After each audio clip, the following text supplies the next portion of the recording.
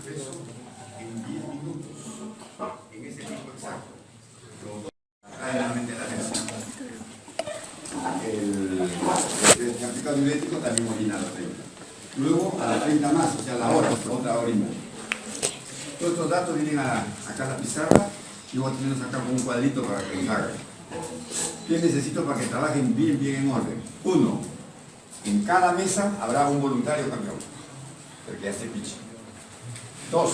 En cada mesa habrá un alumno que controla los tiempos. Es el responsable que comienza su hora, que cada 30 minutos vaya al baño, que se ve líquido en 10 minutos. Solamente es su función, controlar tiempo. Segundo, un alumno controla los datos. El que anota los volúmenes, cuánto orinó, dónde la puso, la orina, todas esas cosas. Otro alumno hace la orometría, o sea, va a medir la densidad de la orina. Yo le enseño acá en la práctica cómo medir la densidad. Un solo alumno debe hacer esto para que esté cambiando de mano. Otro alumno viene a la pizarra y anota los datos.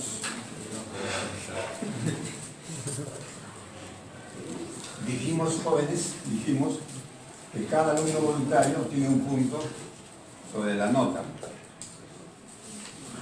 Del teórico o del práctico. Del práctico, un punto.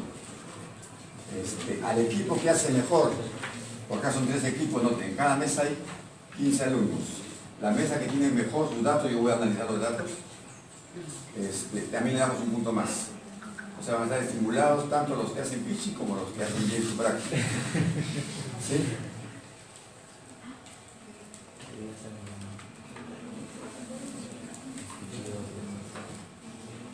Sí.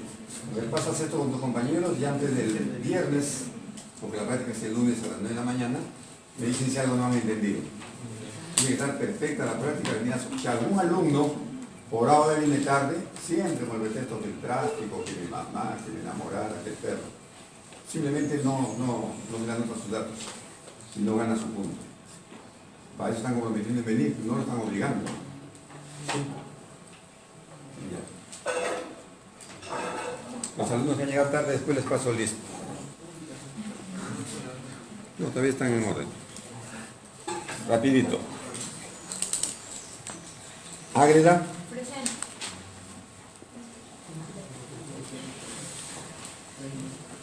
Ambrosio, con varios parámetros de referencia. Miren el tamaño. Nuevamente repito que la molécula más chica es el agua. Le sigue la urea. Después tenemos sodios, cloros, potasios, todos con menos de 8. Ese dato sirve para que ustedes entiendan que esas iones pueden atravesar los poros que miden 8. Ya, reinita. Usa bien chusco el este. No se avergüenza, la Universidad Nacional está pobre. En la calle.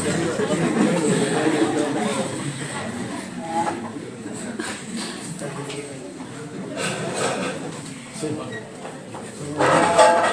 Que las que miden menos de 8 pueden atravesar la célula, solamente ya dependiendo de su carga eléctrica. Finalmente, la última columna es la rapidez como se mueven las moléculas. Es otra cosa que quiero que sepan.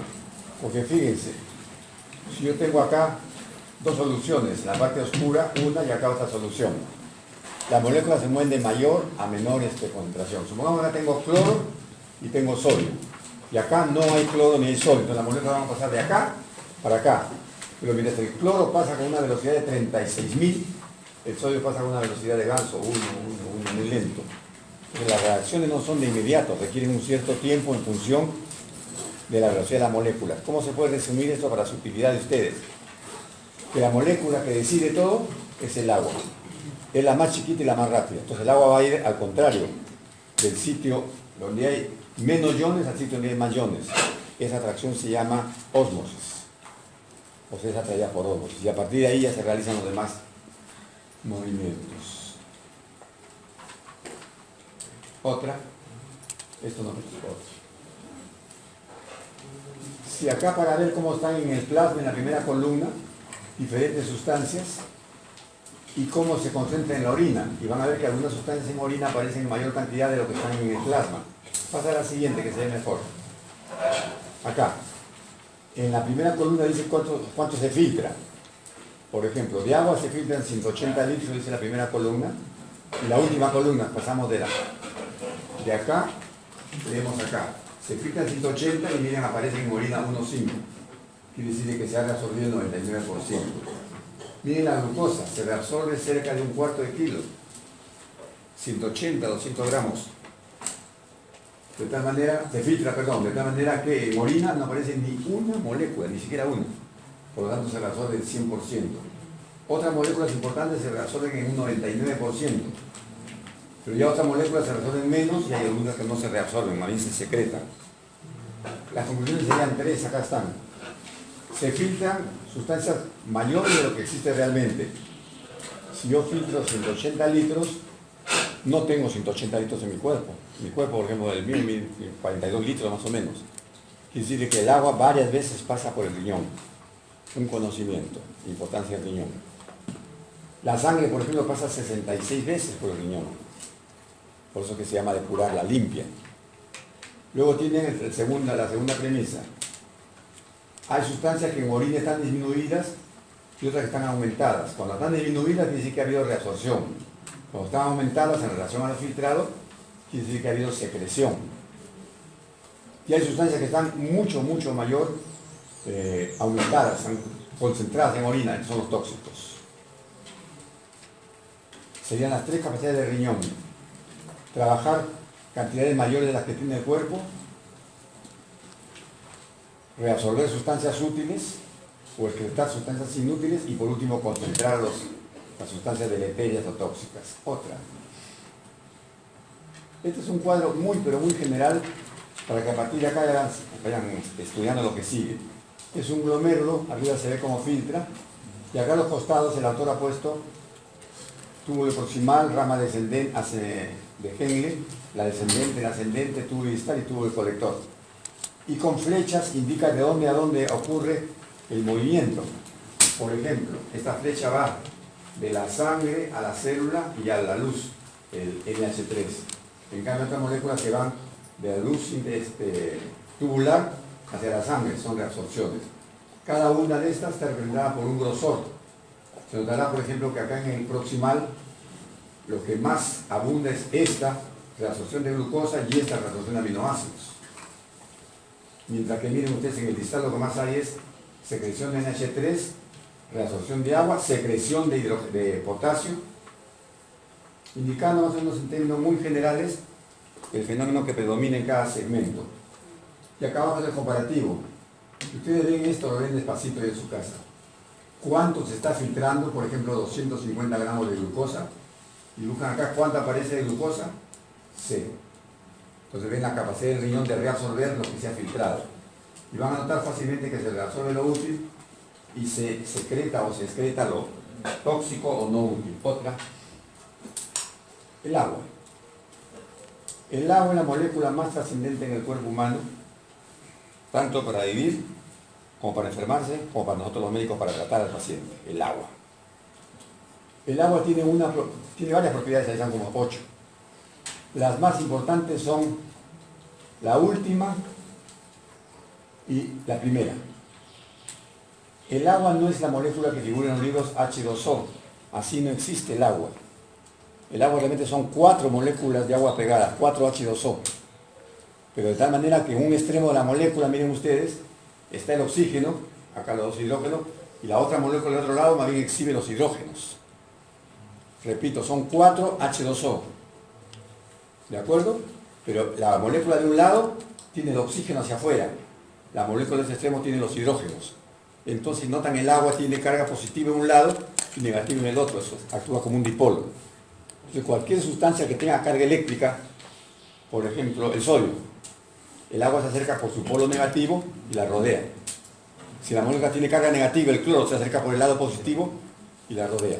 Esa es la finalidad del agua, ser solvente de las moléculas que tengan carga. A eso se le llama solubilidad. Un detalle más. De estas cosas le dije que una de los extremos tenía oxígeno y el otro extremo que tenía, pero los hidrógenos están en un ángulo imperfecto. Entonces un hidrógeno tiende a desprenderse. Al desprenderse deja acá OH y el hidrógeno viaja. Esa es la cantidad de hidrogeniones que normalmente se desprende de la sangre del agua normal, que es el pH neutro, 10 a la -7. de mol. Y los otros 10 a la menos 7 serán los oxidrilos que quedan. Es el pH normal. Sobre este conocimiento es que el cuerpo le agrega hidrogenión en su metabolismo y la persona se acidifica o se alcaliniza. Entonces, para sintetizar, las dos propiedades más trascendentes del agua serían el ser un solvente para moléculas que tengan carga eléctrica, iones, y el ser procurador de hidrogeniones. Ahora, el agua corporal no es igual en todos. En los libros figura, en Gandon, Guyton, 60% del peso de una persona, pero se refiere a un varón y joven, en un clima ideal, sin preocupaciones, una persona ideal, digamos, que no existe, es un modelo. Sobre eso hay que agregar variables, por ejemplo, vean, con la edad varía el agua, con el sexo varía, la mujer tiene mucho menos agua que nosotros, con la constitución varía, Schwarzenegger tiene más agua, por ejemplo, que el delegado. Son ejemplos, sin intención de... los tejidos, este es importantísimo, tienen diferente cantidad de agua. Bien, los dibujitos son solamente para subrayar cómo el agua está. Vean ustedes, hay un embrión, casi el 100% es agua. Los prematuros que nacen antes de tiempo, 80% es agua. Y a un recién nacido, 75% es agua. En los niños va bajando 70% hasta que llega al adolescente adulto que tiene 60% de agua el hombre. Pero la mujer tiene menos de 50% de agua, de su peso. Entonces, mire, ahí nomás se infiere. ¿Por qué, por ejemplo, cuando van al consultorio pacientes, va el campesino con su campesina, el campesino va que le quiere pegar a la campesina? Si hemos comido ceviche, ¿por qué ella se siente mal y yo no? Dice. Porque como ella tiene menos agua, a la hora de tener diarrea se deshidrata más que el que tiene más agua. Solamente por ese conocimiento. Pero el campesino cree que su mujer es mañosa, que exagera las molestias. Igual ocurre con los gordos, miren. Cuanto más oink oink, miren ustedes, menos agua. Esto es en función de que el tejido adiposo no tiene agua. No tiene agua. Acá están los musculosos, ¿ves? Schwarzenegger, su profesor acá, todos. Más de 70%. A mayor músculo, mayor agua. En cambio, miren ustedes, el doctor Velázquez, el doctor Wong, cuanto más tíos, menos agua, menos del 45%. Este cuadro sirve para que ustedes entiendan, delegado, en quiénes la deshidratación es más ofensiva. En los que tengan menos agua, por lógica. Pues. Luego viene este conocimiento de los tejidos. Ahí están los autores, son Blanks y Pitts, quienes reportan este cuadro. Niña, pasa por acá, pase por acá. Ah, ¿ustedes están dejando más sangre? No, lárguense por allá mejor. Pobrecitas.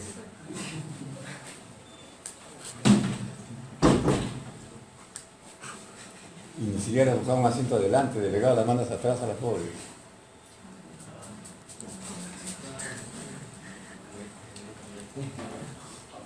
¿Dónde están las dos que han dado sangre? Levante la manito. Mira, y la otra. ¿Cómo te llamas, niña? Sara. ¿Se imaginan unas plaquitas? Promoción Sara. Darías tu nombre a la promoción si te pasa algo, niña. No está mal.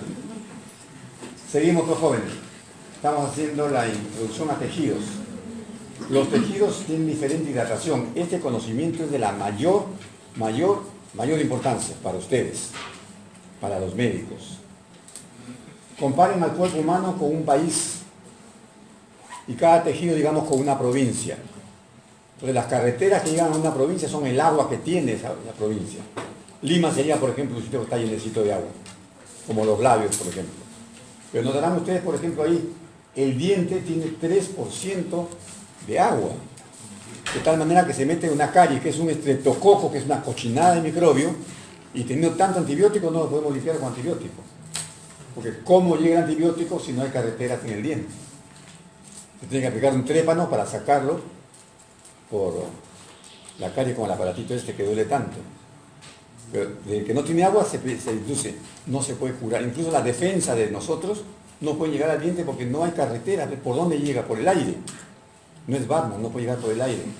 Entonces las defensas se frenan hasta donde está la sangre, no pueden llegar para enfrentar la carie. El estreptococo hasta con jabón muere, mira tú. Pero una vez que entra al diente, no lo sacas con nada. Otro conocimiento, el tejido adiposo, ahí está, tiene 10% de agua, para que varan otro conocimiento popular. En las dietas, en la televisión, incluso nutricionistas, hacen sudar a la persona para que baje de peso. La persona suda, pero el agua sale, como les he enseñado, de la sangre y del intersticio, no sale del tejido adiposo. El tejido adiposo, vean ustedes ahí, 10% de agua, o sea, no tiene agua. Entonces, ¿qué lisura va a sudar? Si no hay agua, usted suda otra cosa. Y después toma agua y la recupera. La persona siente que baja de peso porque el agua que sale es un peso, se pesa y cree que ha bajado, pero no, luego toma agua y la vuelve a recuperar igualito es. Luego tiene el tejido óseo, este es otro ejemplo bonito. Una de las infecciones que más nos conturba a los profesionales médicos es la infección del hueso, se llama osteomelitis. Y el microbio que entra al hueso es otro microbio entonso, un estafilococo, un estrepto. Hay 1000 antibióticos para limpiarlo. Pero miren la cantidad de agua que tiene el hueso, 22%. Entonces la pregunta es, ¿cómo llega tu antibiótico al hueso? Tiene que dar dosis altísimas para saturar todo el cuerpo y ya corres peligro de hacer daño a la persona con exceso de antibióticos. De hecho, los pacientes de osteomelitis son al final sometidos a cirugía para hacer un cortaje, un raspado del hueso para sacar los microbios, que deberían salir con un antibiótico sencillo. Otro conocimiento más del hueso. Si yo le corto esta señorita su apéndice, su piel va a cerrar, cicatriza en 4 o 5 días, porque tiene bastante agua, tiene bastante cómo llevar los insumos para que cicatrice.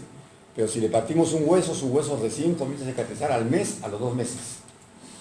Y si es un viejo, cicatriza el hueso a los 3, 5, 6 meses. La explicación está en que no tiene agua. Entonces, ¿cómo hacen crecer a un niño? Dándole de comer en una semana. Son tejidos lentos para curarse, para repararse y para enfermarse. ¿Está claro? Otros tejidos, ven ustedes ahí, ya tienen un poquito más de agua. El hígado, el cerebro, los músculos, 70% de agua. Si llega bastante bien ahí el nutriente o el medicamento, que es lo que recetamos nosotros. La sangre, por supuesto, es completamente líquida. Entonces este conocimiento sirve para aplicar nuestro conocimiento de antibiótico. Por ejemplo, dice el pulmón, 79%. En el pulmón puede haber pus, puede haber una tuberculosis. Usted con 2 antibióticos cubre el pulmón. En cambio, no puede hacer lo mismo con el hueso ni con el diente. ¿Se entiende? Esa es la idea, que no tienen sangre. Si no tienen sangre, ¿quién lleva su conocimiento? Porque usted todos sus 9 años de estudio los condensa en un papelito que se llama receta. Y escribe, penicilina. Tómele, dice al paciente. El paciente lo toma y por dónde viaja la penicilina para llegar a curarle a la persona. Por la sangre, por los líquidos. Y si no hay líquidos en el tejido, ¿cómo llega el antibiótico? Eso explica la importancia del agua en los tejidos. La que sigue. Ahí este esquema es para ver cómo se distribuye el agua. Básicamente noten que hay una letra K. La letra K indica que esa agua es constante, que no se mueve. Esa K no es de potasio porque no tiene carga eléctrica, es una K de constancia. Notarán que es un aparato digestivo con un polo oral y un polo anal. Noten que otro conocimiento. Por el polo anal el agua es constante. 100 a 200 centímetros de agua al día, no sale más. Entonces eso de que el estreñido tome 2 litros de agua es cuento de viejas, cuento de brujas, cuento de la San Martín de Porras. El agua no ayuda al estreñimiento, estudiantes. Todo el agua al final se reabsorbe en el colon ascendente. Para el colon transverso y para el descendente ya no queda agua casi. Si no, podemos sacar este raciocinio. Todos los que chupan osado deberían estar con diarrea si toman tanta agua. El agua no hidrata las heces. ¿Bien claro eso o no? Bien claro. Que es diferente a estar deshidratado, por supuesto. Luego tienen que en la sangre el agua se mantiene constante por reflejos. Si aumenta mucho va a subir la presión, si baja mucho baja la presión. Entonces acá se mantiene el agua. Necesita una hormona que se llama la antidiurética. Luego el agua pasa al intersticio y entra a las células como agua de hidratación o sale de las células como agua producida por las reacciones. K es constante, tanto el agua que entra como el agua que sale de las células. Noten que los sitios donde no hay la letra K sería en el pulmón, en la piel y acá en la orina. Para comenzar en la orina, que es la más llamativa. No, mejor comenzamos allá con pulmón y piel. En el pulmón, a través del vapor de agua, se pierde una cantidad constante, ya que depende del metabolismo. Igual que la piel.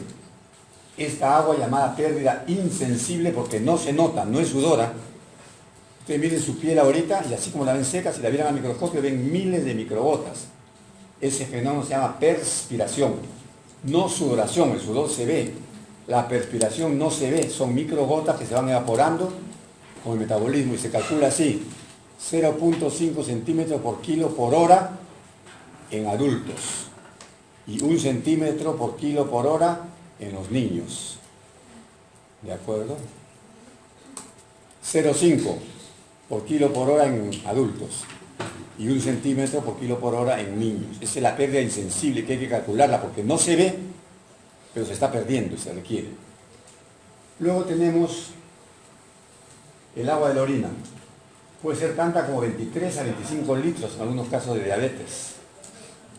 23 litros. Esta niña, ¿cuánto pesa, nieta? 47. 4 por 6, 24. Ella tiene más o menos 20 tantos litros de agua en su cuerpo, miren. Más o menos. Miren. Orinaría toda su agua, se quedaría pues cáscara más botar en el suelo. Entonces tiene que haber un sistema de que compense el agua que perdemos violentamente. Acá tenemos otro riñón, lo contrario, este riñón casi no orina. Estos 400 ni siquiera los ha botado el riñón. Han salido por el riñón, pero no los bota el riñón. Esta agua es un agua que atrae en los solutos, o sea, es agua osmolar. No es el riñón que secreta o deja de resolver, no, el soluto va jalando su propia agua. Así como el salero en su casa jala agua y chupa agua, no es que está orinando agua, no, que jala agua. Hidrofila. Igual las moléculas se hidratan y salen esto. Pues la menor orina en humanos es 400 y la mayor orina es superior a 23 litros. Ese rango de orinar más cuando no quiere agua, los bebedores, por ejemplo, o de orinar menos agua cuando está deshidratado, lo hace el riñoncito, con mecanismos que vamos a ver más adelante. Por último, entonces, ¿qué pasa cuando bebemos de golpe agua, como lo van a ver en la práctica, o como se bebe, por ejemplo, la cerveza en las cantinas? El agua va al sistema venoso, allí se almacena, porque las venas son más distendibles y de mayor número que las arterias. Son 24 veces más capaces. Entonces, cuando la vena contiene mucha agua, se estira y estimula receptores que van al cerebro y viene una respuesta simpática y se realiza venuloconstricción, es decir, se contrae la vena. Al contraerse la vena, el agua avanza por las venas, llega al corazón, va al riñón y se elimina. ¿Qué es lo que pasa con los que toman agua? Que orinan después de media hora, 1 hora, por este mecanismo. Es un reflejo mediado por el sistema simpático. Este es entonces cómo se moviliza el agua. Otra, ahí vemos cómo ingresa el agua. El agua ingresa fisiológicamente por la sed. Los fármacos, algunos producen sequedad de boca o sensación de beber agua. Algunos fármacos hacen eso. Los antigripales, por ejemplo, secan la boca. Otra causa de beber agua sería social, pues. Están en invierno y se sobran 2 o 3 litros de cerveza. ¿Quién va a beber agua en invierno? Socialmente se bebe, pues. Luego tienen el agua patológica. Algunas enfermedades como la tiroides, la diabetes, te hacen consumir más agua de la que el cuerpo requiere. Y por último, delegado, ¿sabe lo que es la potomanía?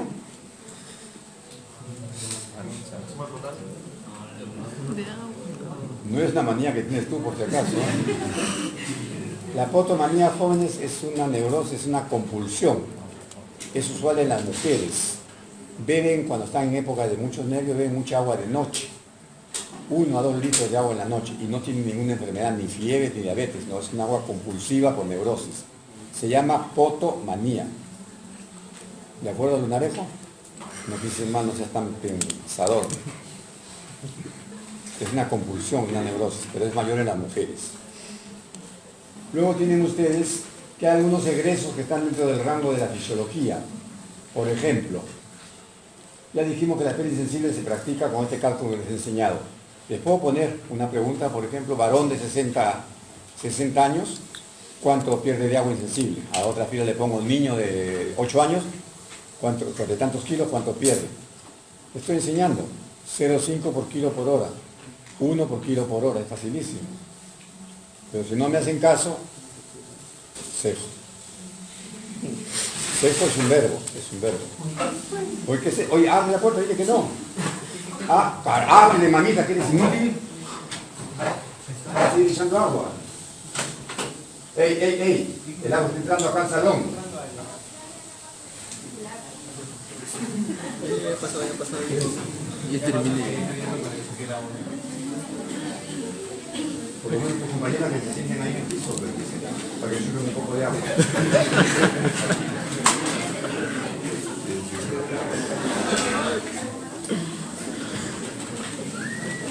Qué mala eres, ¿ah? Muy mala. Al director, al decano, échale agua así en su oficina. Pobrecita, se le ha pasado el agua, ¿no? ¿Ya?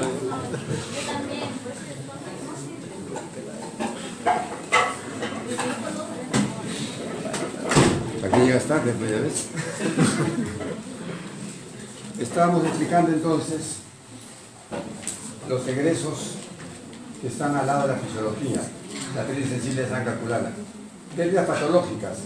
Cuando aumenta la frecuencia cardíaca 15 latidos por minuto, se pierden 30 centímetros cada hora. Cuando aumenta 1 grado la temperatura, se pierden 10 centímetros por cada kilo que pesa la persona al día. Si aumenta 5 veces la frecuencia respiratoria, se pierde 100 centímetros al día. Si uno ve sudor de viso a una persona, está perdiendo medio litro. Pero si además de que la ve sudar, está mojando la cama, está mojando la ropa, está perdiendo 1 litro de agua. Son fechas que deben conocer ustedes. Puede haber preguntas. Personas que usted ve sudando y es niño, ¿cuánto ha perdido? Calculando insensible más lo que está sudando. Porque no estarán que en el hospital la enfermera siempre pone a todos los pacientes pérdida sensible 600, todos tienen 600 según la enfermera. Y todavía se ríe para ver la dentadura que tiene bonita. Ustedes saben más, le dicen no se está perdiendo tanto para la reposición de líquidos. Parece magia, un paciente todo maluco, si usted le hace una reposición exacta, al día siguiente está mejor el paciente. Si le ponen los 600 a la enfermera, es igualito el paciente, 1 semana, 2 semanas. La pérdida debe calcularse exacta. ¿Cómo se regula? En el hipotálamo, en los núcleos ventromediales, hay unas células que se relacionan con el plasma directamente. ¿Y qué miran en el plasma? La osmolaridad, o sea, cuánto sodio tiene, o la volemia, qué volumen tiene esa sangre. Con este estímulo apaga esa porquería. Se lo siento la maldita. ¿Cuántas veces le voy a decir, Juan, por última vez? Cuando ustedes le dan el teléfono a su pareja, no es que su pareja esté enamorada de ustedes, señorita, pero quiere saber dónde el miércoles está para sacarle la vuelta con la otra en el hotel. Así que no sean idiotas, no le digan dónde están. Teléfono, ya estoy yendo a la casa, le dicen. Pero como son por nueva vocación, estoy en la universidad.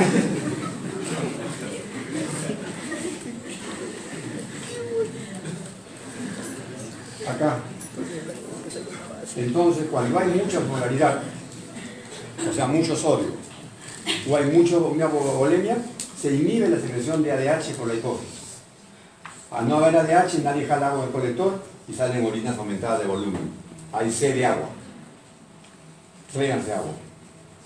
En cambio, si la osmolaridad es baja o el volumen es bajo, se secreta ADH en grandes cantidades, sale por la hipófisis, va al colector y reabsorbe agua. La orina sale pequeña, sed de agua.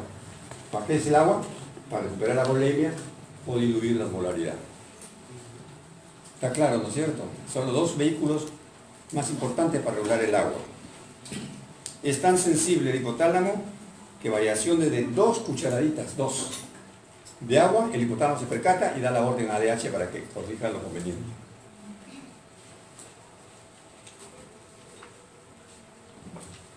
Luego tienen ustedes la sed, vías neurógenas, tienen ustedes mecanorreceptores en el corazón y en los pulmones que hacen que uno pierda o gane más agua.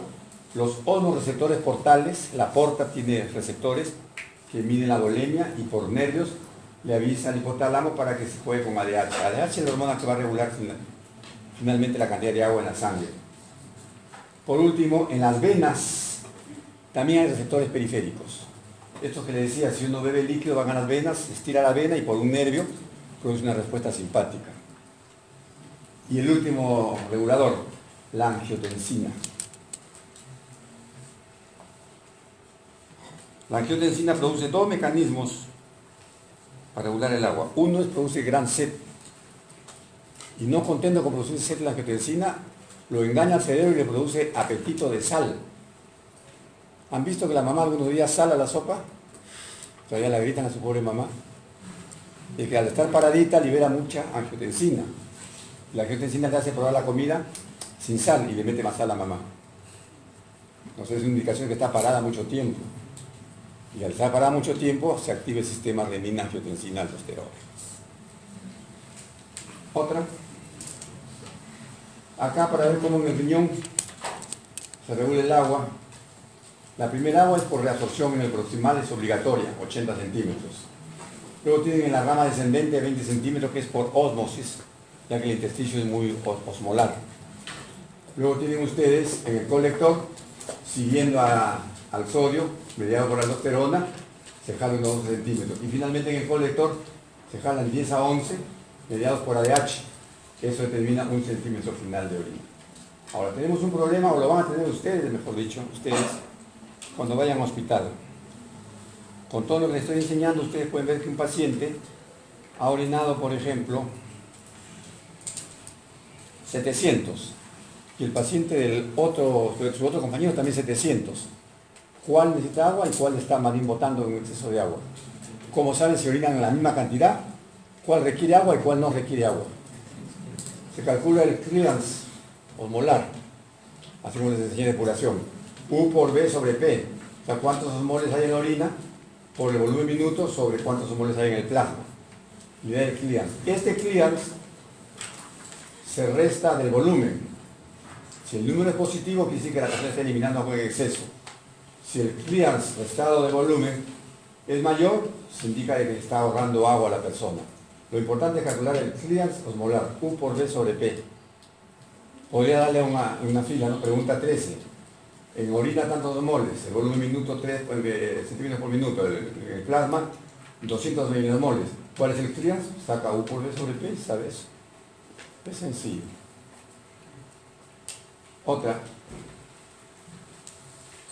El sistema multiplicador de contracorriente es la fisiología que hace trabajar a las nefronas de asa larga. Les dije que estas nefronas sirven para ahorrar agua.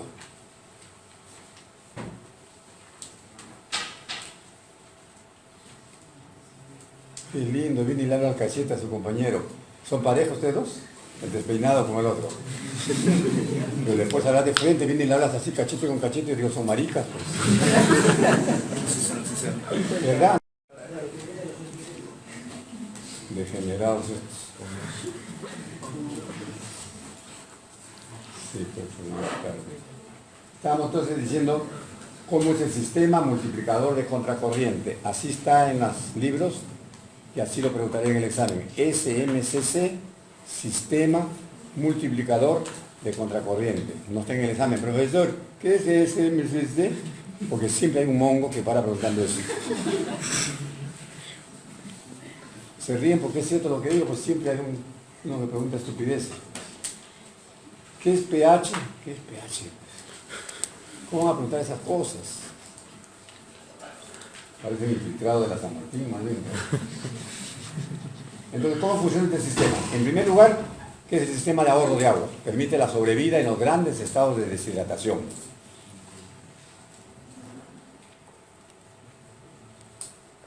¿Cuáles son los factores que integran el sistema? Uno, las características de la sangre en el riñón, del flujo sanguíneo. Les he enseñado que la mayor parte de la sangre va a la corteza, 800 centímetros, mientras que apenas unos 160 van a la médula. Esa es la distribución normal. Número 2, la nefrona que trabaja este sistema es la nefrona de asa larga. Les hablé que había nefrona de asa corta, esas más que nada forman orina. Esta nefrona de asa larga es la que va a hacer el sistema multiplicador, que va a ahorrar agua. Tercero, los vasa recta y sus concentraciones. El vasa recta cuando desciende y comienza a ascender al lado de los túbulos, es completamente hiperosmolar, o sea, está cargado de sodio, cargado de potasio, más de lo normal. Entonces, al ser hiperosmolar, jala o bota agua. Jala agua por ohmos, o sea, a la hora que sube, este basa recta hiperosmolar, jala el agua que ADH le está entregando. Así ahorramos agua nosotros. Por eso que los basas rectas abundan en la nefrona de asa larga, no en la nefrona de asa corta. Porque su función es capturar el agua final. Luego, el intersticio dijimos que es hiperosmolar. Como usted va descendiendo desde la corteza hacia la médula, hacia la pelvis renal, cada vez hay más iones en el intersticio. Estos iones tienen dos orígenes.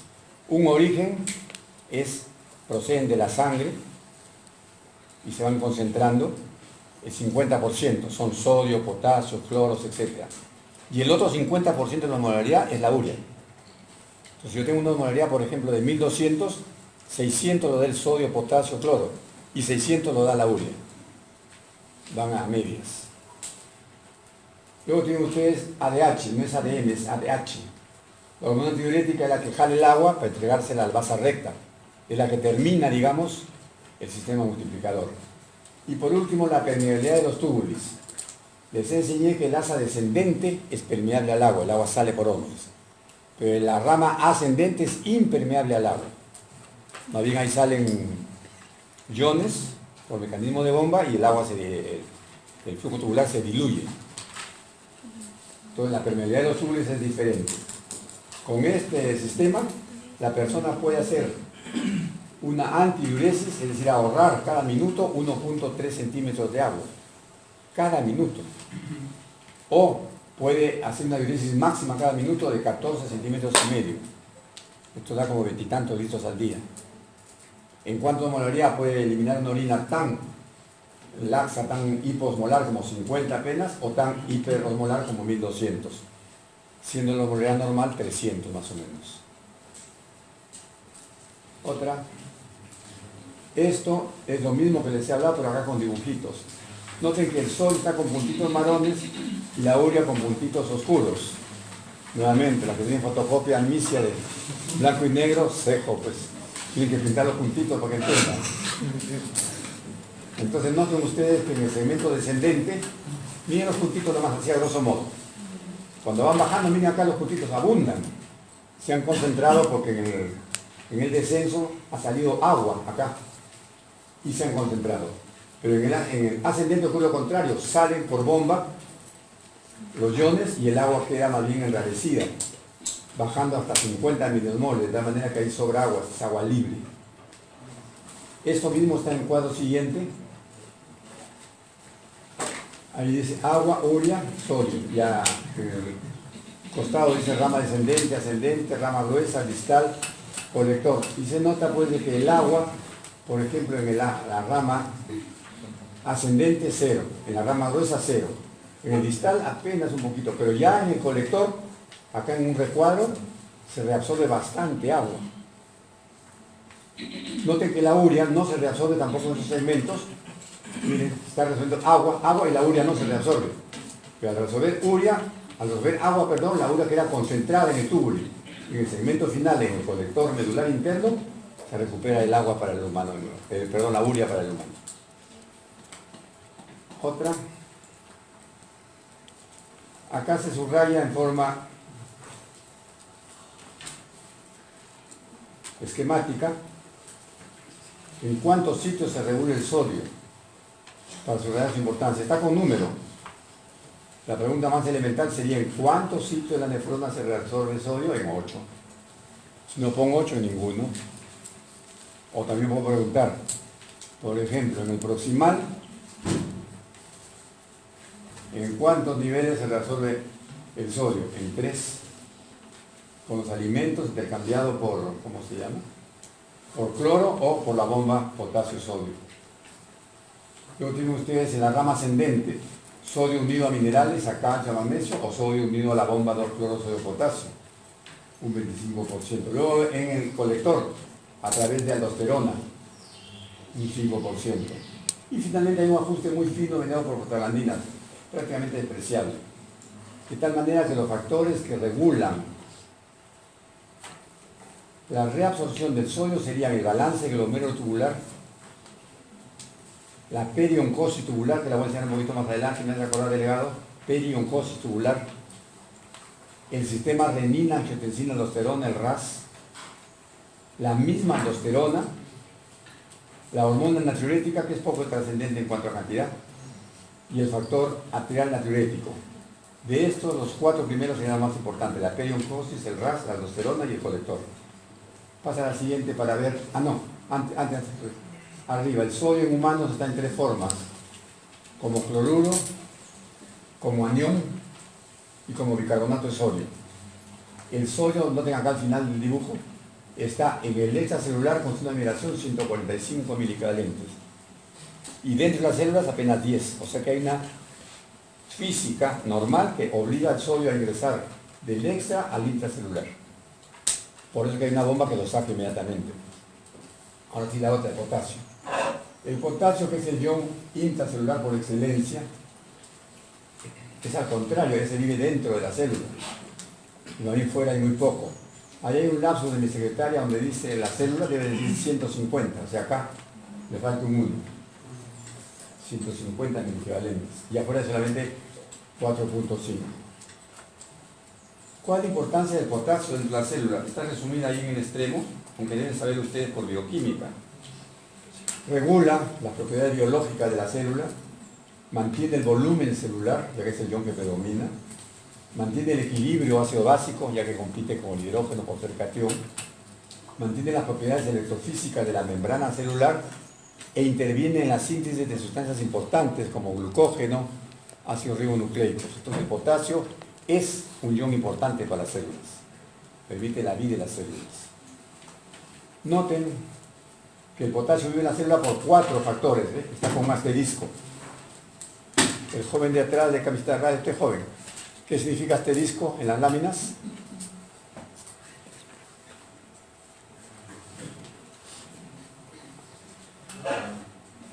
¿Ves? Por llegar tarde.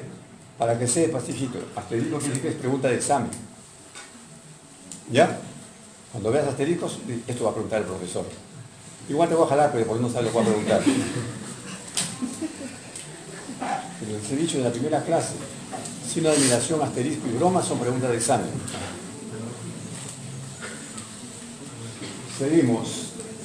Entonces decía que el ion potasio vive en la célula por estos 4 factores. A, B, C y D.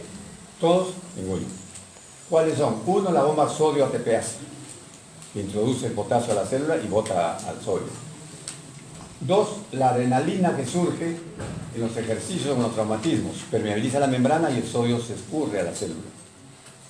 De hecho, como axioma, para que sepan, cuando uno hace ejercicio o hay traumas, las membranas se permeabilizan un poco, entonces se separan más, entonces los iones pueden ingresar con un poquito más de facilidad. Hasta la glucosa puede ingresar, por eso le decimos al diabético que camine. Solamente caminando la célula se hace más permeable para la glucosa. ¿Se acuerdan que la glucosa es más grande que el poro? Bueno, cuando camina el poro se abre un poquito más y entra la glucosa un poquito. Por este mecanismo. Y luego tienen ustedes que 2 hormonas que se producen después de comer los alimentos, insulina y aldosterona, favorecen el ingreso de potasio a la célula. Por estas 4 razones el potasio está hiperconcentrado dentro, 150 miliquivalentes. Volvemos al esquema de arriba. Ingresan con los alimentos en promedio unos 90 miliequivalentes, en promedio, de potasio. Una dieta balanceada, pero no. En cambio, si es un menú como el comen ustedes, 350, te ganan 50, ahí están. En cambio, si es una dieta americana que comen como cerdos, entran hasta 120 miliequivalentes. Pero en promedio, 90 miliequivalentes. Acá en orina, miren ustedes, salen de 60 a 90 también, 90 en promedio. O sea, yo ingesto 90 y elimino por orina 90. Entonces, el truco está en que acá afuera debe haber 45, 4.5. 4.5 por 20 litros da 90. Entra 90, hay 90 y sale 90. Si por A o B no sale 90, lo que está entrando se acumula, aparece hiperpotasemia y se enferma la célula. Si por A o B la persona orina más 2-3 litros, pierde más potasio y este potasio baja a 2-3 y aparece hipopotasemia. Entonces, mayores diuresis, hipopotasemia, menores diuresis, hiperpotasemia, con el ADENA que les he enseñado. Esta es una célula, lo que está aquí, lo que toco con el puntero. A ver si se entiende. El joven que está con la lámina en la cara, ¿qué es esto? ¿Qué es? El de chompa negra, ¿tú qué es? Estoy diciendo que es una célula, viejito. Pues imagina que esto es una célula. Entonces esta parte que el riñón bota ocurre así. Cuando acá el riñón chupa un sodio, tiene que botar necesariamente potasio y hidrógeno. Entonces usted sabe acá, si el paciente orina mucho, yo a este paciente tengo que darle mucho potasio pero poco sodio.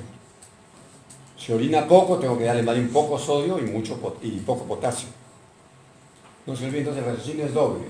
Por cada entrada de sodio al cuerpo sale potasio y hidrógeno. Esa es la base del raciocinio. Y hay preguntas para las 4 filas. Si orina mucho, ¿qué cosa no le doy al paciente? Si orina poco, ¿qué cosa no le doy al paciente? Si orina mucho, ¿qué le doy al paciente? Y si orina poco, ¿qué le doy al paciente?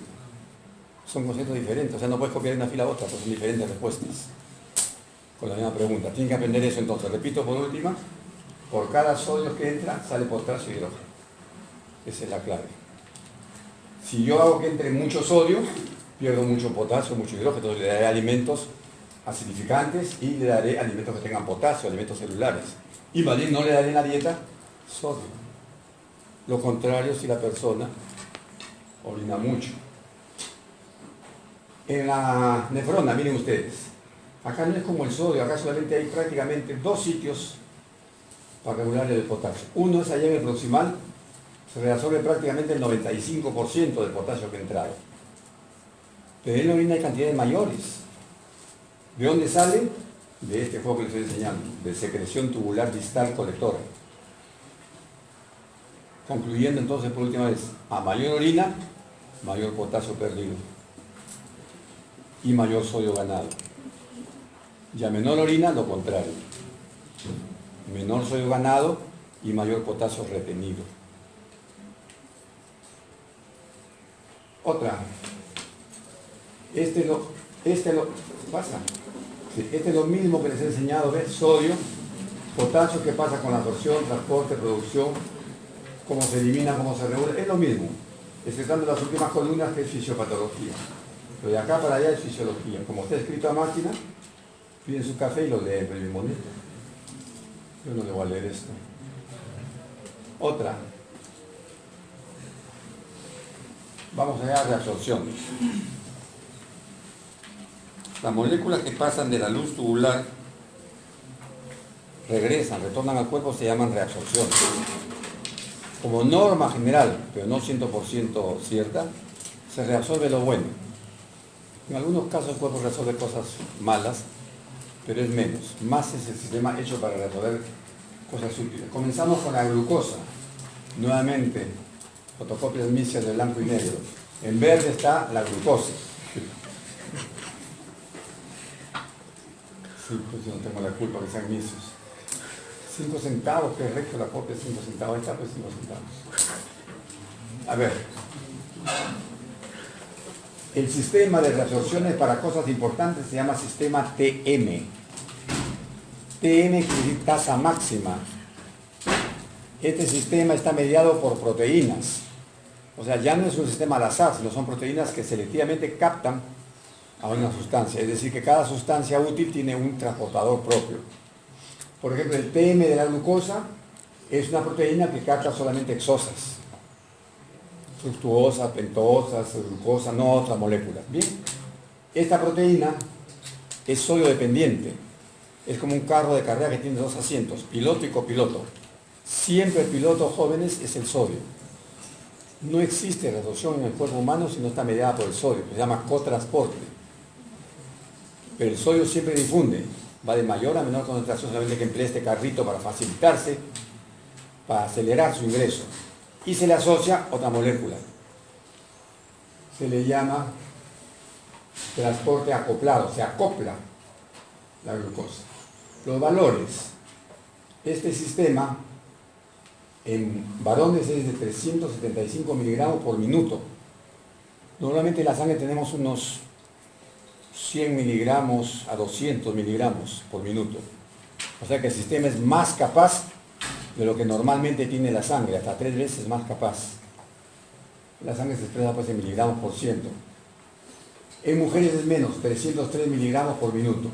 Pero aún así, la capacidad de TM de jalar glucosa es mayor que lo que normalmente hay en la sangre. Ese es el primer conocimiento.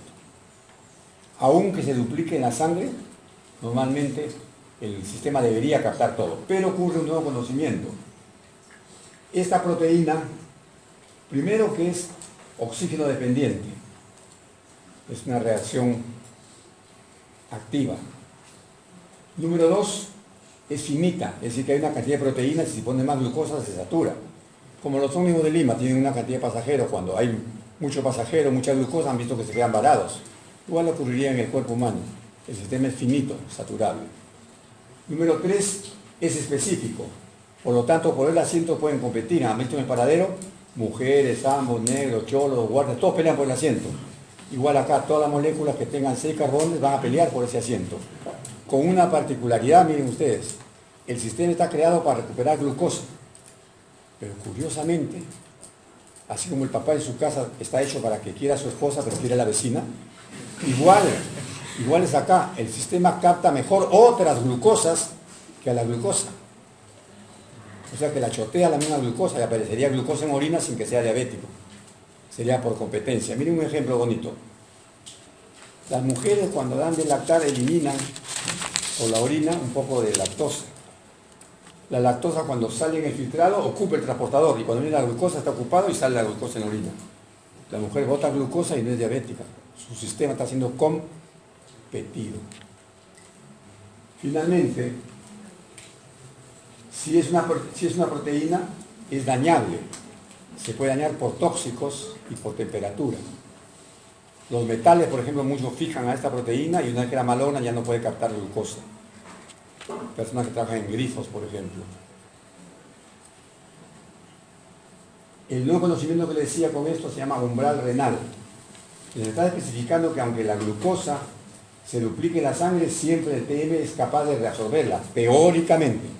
Es un valor teórico.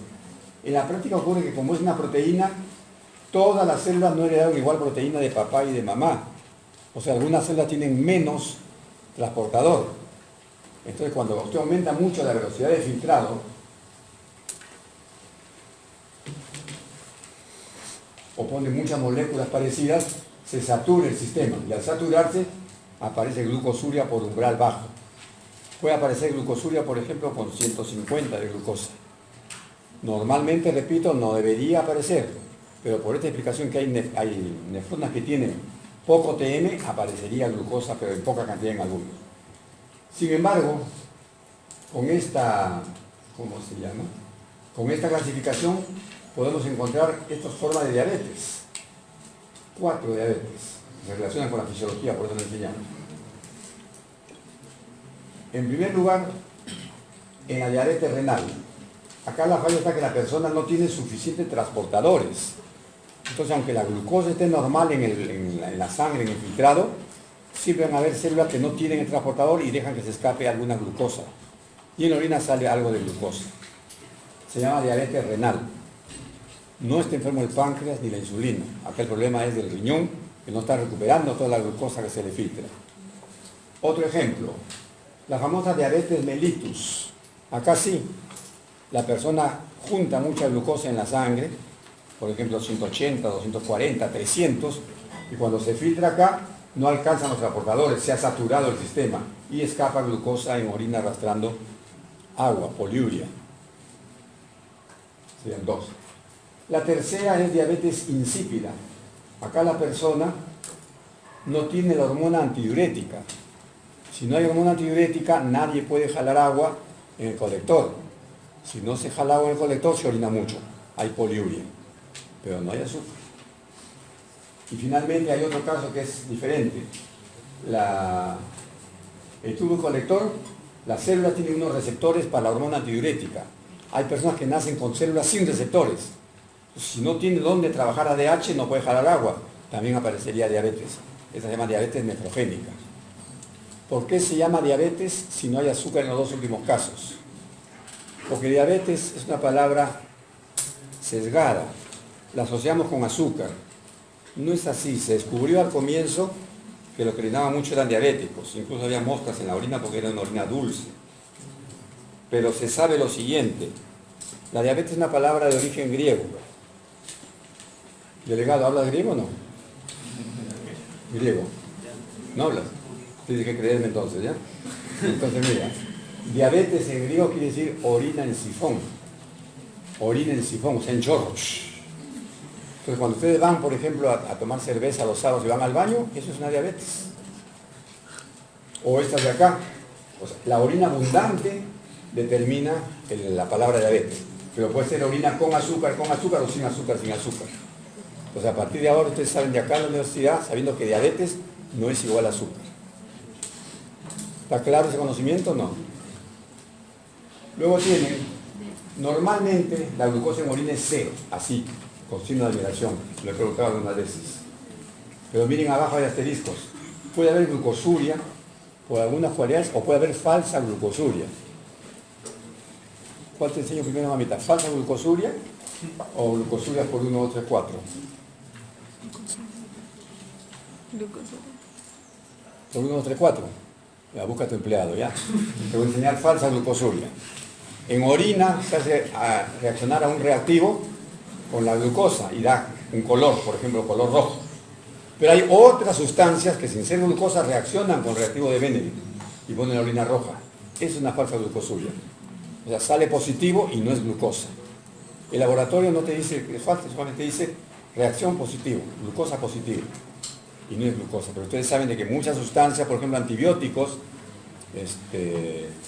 aspirinas, que son tan frecuentes, ácido cítrico, que toman mucho las gorditas para bajar de peso, salen por orina y son capaces de reaccionar con el Benedict y dan positivo. Y no son glucosa. Eso es una falsa glucosuria. Luego tienen que puede haber glucosuria por diferentes causas y no ser diabetes. Por ejemplo, en la diabetes renal aparece glucosa en orina porque no hay transportadores suficientes.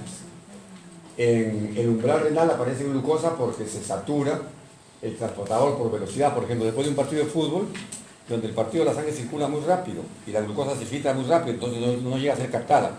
Se pierde un poco de glucosa por velocidad, saturación por velocidad. Luego tienen ustedes en la diabetes mellitus, sí, hay tanta azúcar que no hay transportadores para ella, se satura el sistema. Luego tienen ustedes de que se puede dañar con tóxicos el transportador, aparecería glucosuria por daño al transportador. Serían los casos más frecuentes de glucosuria sin diabetes. Hablamos ahora de aminoácidos. El aminoácido es la molécula vital, esencial para la vida. Sin aminoácidos no hay proteínas, y sin proteínas no hay vida. Hay 45 reconocidos, 45 tipos de aminoácidos. Pero todos estos aminoácidos tienen 5 carriles, 5 proteínas, 5 transportadores, 5 tipos de TM.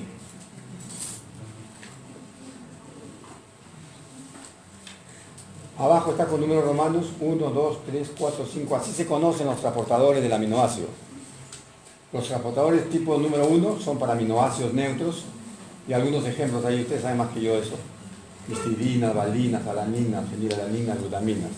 El aminoácido 2, ahí en romanos, es para aminoácidos ácidos. El aminoácido 3, o sea el transportador 3, es para aminoácidos básicos, cisteína, alaninas, argininas. El transportador número 4 para aminoácidos especiales, la hidroxiprolina, la prolina, la glicina. Estos son importantes porque estos aminoácidos conforman el colágeno que favorece la cicatrización o la formación de la matriz ósea. Entonces los que adolecen de este transportador pierden esta sustancia y tienen huesos o cicatrización deficientes. Por último tienen ustedes los beta aminoácidos, que son para aminoácidos especiales. Hay algunos que no se sabe cuál es su aminoácido, su transportador. El ácido úrico. El ácido úrico es una molécula sui generis, especial, el profesor Kinen se realiza la reacción en 4 etapas. En primer lugar se filtra, allá arriba dicen el dibujito ácido úrico. Prácticamente se filtra todo el ácido úrico de la sangre, 85-90%. Pero queda una cantidad de ácido úrico unido a las proteínas de la sangre, es decir, que no se filtra. Luego, de esto que se ha filtrado, que es el 85%, en el proximal, cuando estamos sanos, fisiológicamente se reabsorbe el 90%. 90%. Si hubiera más ácido úrico en la sangre, más abajo del proximal hay una secreción activa, en el proximal recto acá. Entonces acá se reabsorbe el proximal filtrado, el ácido úrico filtrado. Acá se secreta los excesos de ácido úrico. ¿Dónde está?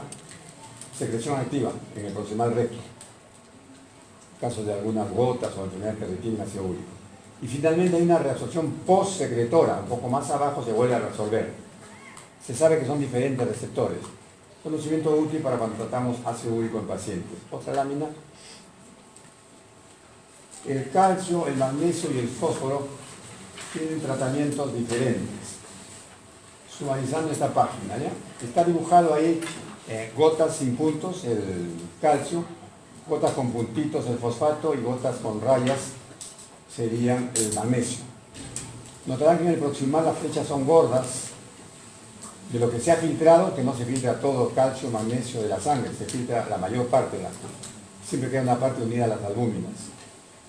Se reabsorbe de forma obligatoria. Les enseñé ayer de que la reabsorción del proximal es tamponante obligatoria. O sea, de todas maneras se va a realizar. Tenga o no tenga calcio, tenga o no tenga magnesio, se realiza. Pero es acá, en la rama ascendente, donde se realiza la reabsorción más importante. Es asociada al sodio. Noten la importancia, se asocia al sodio, es decir, que en la proteína va sodio y se une el calcio, va sodio y se une el fosfato, va sodio y se une el magnesio. O sea, el mineral se asocia, se acopla a la proteína que está captando el sodio. Las chicas que toman diuréticos para bajar de peso bloquean el sodio. Al bloquear el sodio, bloquean su calcio y su magnesio y se descalcifican. Sobre todo cuando toman el diurético meses. Van viendo la salvajada de tomar diuréticos libres. Les decía al iniciar la teoría. El diurético es el único medicamento que tiene 2 efectos. Te hace perder agua, pero te hace perder calcio, por ejemplo. En cambio, miren, un diurético de este nivel que no le he puesto acá en la misma curva del distal, allí más bien el calcio se gana, pasa a la sangre, se reabsorbe más calcio. Y el diurético acá más bien pierde más calcio. Lo tienen que saber, no se puede recetar sin saber. Luego tienen ustedes que allá arriba, esta es la reabsorción facultativa. La reabsorción hormonal, la que el cuerpo regula. Comencemos primero con el calcio. Si allá, acá jóvenes, miren allá la gota blanca, se ha reabsorbido el 40% del calcio y acá el 50%, quiere decir que me queda 10% del calcio que he filtrado. ¿Está de acuerdo o no? Si yo filtro 10 y reabsorbo 4 en el proximal, 5 en la ascendente, me queda 1. Ese 1 puede aumentar la reabsorción, ese 10% hasta 9 y quedar 1 en orina. Ese 1 es 1% que son 100 miligramos de calcio en un día. Es lo normal, digamos. Porque está trabajando el aparato hormona. Para el fósforo, lo que ocurre es lo contrario. La aparato hormona disminuye. Miren, la reacción del fósforo era, por ejemplo, 10 o 20% acá. Cuando trabaja la aparato hormona, más bien la reabsorción disminuye y se elimina más fósforo, hasta un 5%. La conclusión es la siguiente, que le va a servir para su práctica. La aparato-hormona aumenta la reabsorción del calcio. Por lo tanto, si hay un tumor o hay mucha aparato-hormona, el calcio en la orina aumenta, disminuye, en la sangre aumenta o disminuye. Uno pensaría por lógica, si lo estoy eliminando, que absorbiendo más debe aumentar, ¿no es cierto? Pero esto tiene un límite, hasta 9%. La acción en el hueso es tanto que ahora le ofrece, por ejemplo, ya no 10, le ofrece 100. Él cubre con resolver 40 esto, pero acá quedan 20, resuelve 9 y acá quedan 21.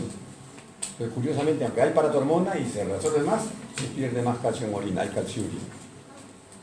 que es el diagnóstico de exceso de paratormona.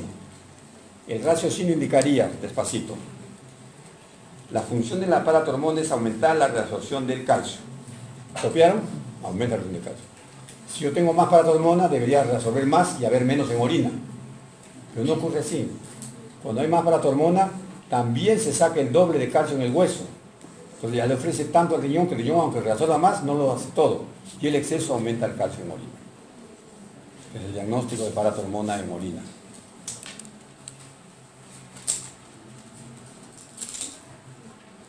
El pH también influye porque son proteínas las que captan la reabsorción. Noten allá en la primera columna, me interesa que fijen al último. El pH ácido y alcalino disminuyen ambos la reabsorción de calcio. Mientras que el fosfato solamente disminuye la acidosis, la alcalinidad no disminuye. Otra, esta. Muchas sustancias se eliminan con una carga eléctrica, se llaman cationes o aniones, orgánicos porque los produce el cuerpo y pueden ser de origen exógeno, venir como medicamentos, o pueden ser de origen endógeno. Hay ejemplos, ¿eh? Cationes orgánicos endógenos que el cuerpo produce. Ahí ven acetilcolina, colina, creatininas al frente. Cationes exógenos, o sea que vienen de afuera como medicamentos.